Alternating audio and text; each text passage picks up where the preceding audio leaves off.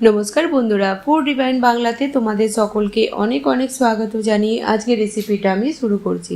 আশা করছি তোমরা সকলে খুব ভালো আছো। তো আজকের রেসিপিটা দেখো, যদি ভালো লাগে প্লিজ লাইক কমেন্ট করো আর নিজের বন্ধুদের সাথে আমার রেসিপিটা বেশি করে শেয়ার করো। আমার চ্যানেলে যদি নতুন হও তো প্লিজ সাবস্ক্রাইব করে নিয়ে আমার পাশে দেখো। তো আজকে আমি তোমাদের সাথে খুবই টেস্টি একটা কাঁকরোলের রেসিপি শেয়ার করব। তো চলো রেসিপিটা শুরু করা যাক। আজকে রেসিপির জন্য আমি এখানে 250 গ্রাম কাঁকরোল নিয়ে নিয়েছি। কাঁকরোলটাকে আমি দেখো ভালো করে প্রথমে ধুয়ে নিয়েছিলাম, আর তারপরে এভাবে উপর আর নিচের অংশটা হালকা কেটে ফেলে দেব, আর এইভাবে দুটো টুকরো করে কেটে নেব। তারপর আমরা এইভাবে স্লাইস করে কেটে নেব। তো আমি এখানে 250 গ্রাম কাঁকরোল নিয়েছি, তোমরা তোমাদের প্রয়োজন মতো এখানে কম বেশি করে নিতে পারো। তো এইভাবেই আমি সব কাঁকরোলগুলোকে কেটে নিয়েছি। তো চলো রেসিপিটা শুরু করা যাক। বাকি মশলা বানানোর সময় বলে দেব। প্রথমে আমরা প্যানেতে নিয়ে নেব 2 চামচ তেল, আর তেলকে প্রথমে আমরা গরম করে নেব। তেল যখন আমাদের গরম হয়ে যাবে আমরা দিয়ে দেব এখানে কেটে রাখা কাঁকরোল, আর কাঁকরোলগুলোকে আমি কাটার আগেই ভালো করে ধুয়ে নিয়েছিলাম। আর দিয়ে দেব হাফ চামচের মতো লবণ, আর দেব 2-3 পিঞ্চ হলুদ, একদম অল্প দিয়ে দেব এখানে Kashmiri red chilli powder. 3-4 minute আমি মিডিয়াম ফ্লেমেতে ভেজে নেব, হালকা কাঁকরোলের কালার চেঞ্জ হয়ে যাওয়া পর্যন্ত। এইভাবে তোমরা এই কাঁকরোলটা একবার অবশ্যই বানিয়ে দেখো, এটা খেতে কিন্তু খুবই টেস্টি হয়। তোমরা একবার যদি এইভাবে বানাও তোমরা বারবার এইভাবেই বানাবে। তো 3-4 মিনিট আমি মিডিয়াম ফ্লেমেতে ভেজে নিলাম, দেখতেই পাচ্ছ হালকা কালার চেঞ্জ হয়ে গেছে। এবার আমরা কাঁকরোলকে তুলে নেব একটা প্লেটেতে।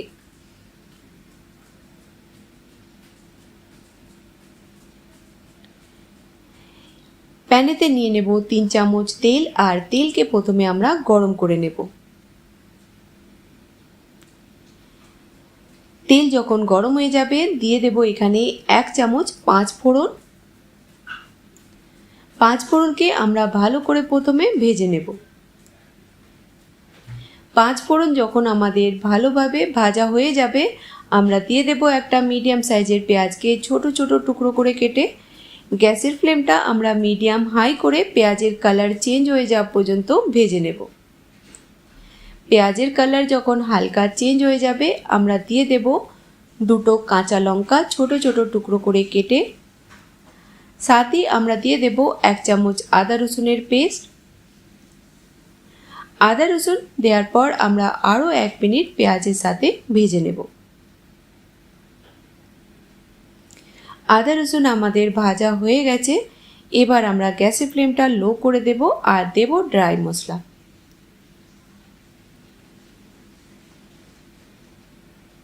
হাফ চামচ দেব এখানে হলুদ গুঁড়ো,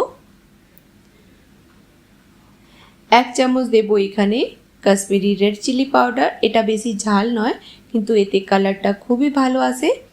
লবণ দিয়ে দেব স্বাদ মতো, আর কাঁকরোল ভাজার সময়তেও আমরা লবণ দিয়েছিলাম, তো লবণটা তোমরা তোমাদের স্বাদ মতো দিও।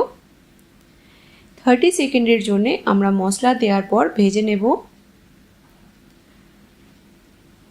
মশলা যখন আমাদের ভাজা হয়ে যাবে আমরা দিয়ে দেব 2টো মিডিয়াম সাইজে টমাটারকে ছোট ছোট টুকরো করে কেটে। একদম অল্প দিয়ে দেব এখানে জল, একবার মিক্স করব।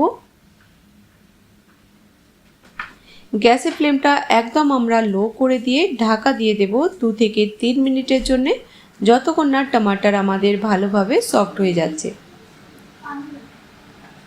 3 মিনিটের জন্য ঢাকা দিয়ে দিলাম, আর গ্যাসের ফ্লেমটা একদম লোতে রাখবো। 3 মিনিট পর টমাটার আমাদের ভালোভাবে সফট হয়ে গেছে। হালকা স্প্যাচুলা দিয়ে আমরা ভালো করে ম্যাশ করে দেব।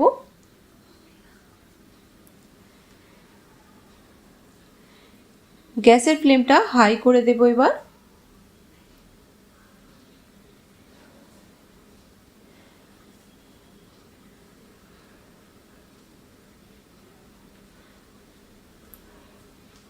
দিয়ে দেব এখানে হাফ চামচ গরম মশলা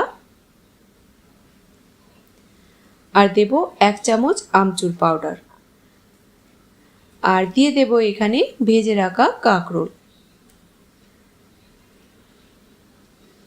একবার আমরা মিক্স করব।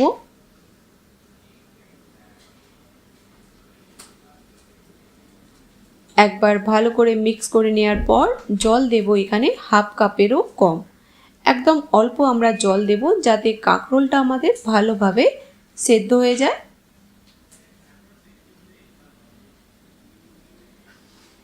তো দেখতেই পাচ্ছ ভালো করে আমি মশলার সঙ্গে 1 মিনিট ভেজে নিলাম। একদম অল্প দিয়ে দেব এখানে জল। একবার আমরা মিক্স করব।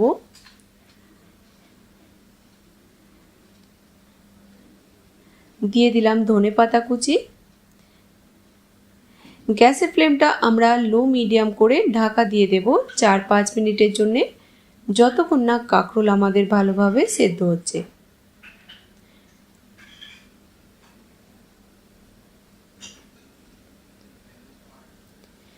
তো প্যানকে কভার করে দিলাম, গ্যাসের ফ্লেমটা মিডিয়াম রাখবো। 5 মিনিট পর কাঁকরোলের সবজি আমাদের তৈরি হয়ে গেছে। আমি বীজখানে খুলে দুবার স্প্যাচুলা দিয়ে চালিয়ে নিয়েছিলাম। অল্প আরও দিয়ে দেব একটু ধনেপাতা কুচি। একবার মিক্স করে গ্যাসের ফ্লেমটা আমরা বন্ধ করে দেব।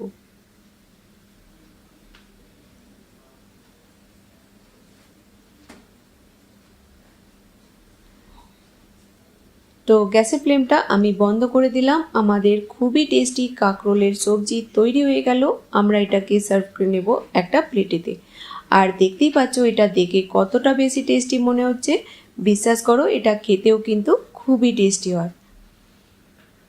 তো বন্ধুরা আজকের রেসিপিটা তোমরা অবশ্যই বানিয়ে দেখো, আশা করছি তোমাদের ভালো লাগবে। তো এটা বানাও, খাও, তারপরে বলো তোমাদের কেমন লাগলো। ভালো লাগলে অবশ্যই বন্ধুদের সাথে শেয়ার করো। আর আমার চ্যানেলে যদি নতুন হও তো প্লিজ সাবস্ক্রাইব করে নিয়ে আমার পাশে থেকো। তো নতুন কোনো রেসিপির সঙ্গে আবার দেখা হবে। ততক্ষণ ভালো থেকো, সুস্থ থেকো।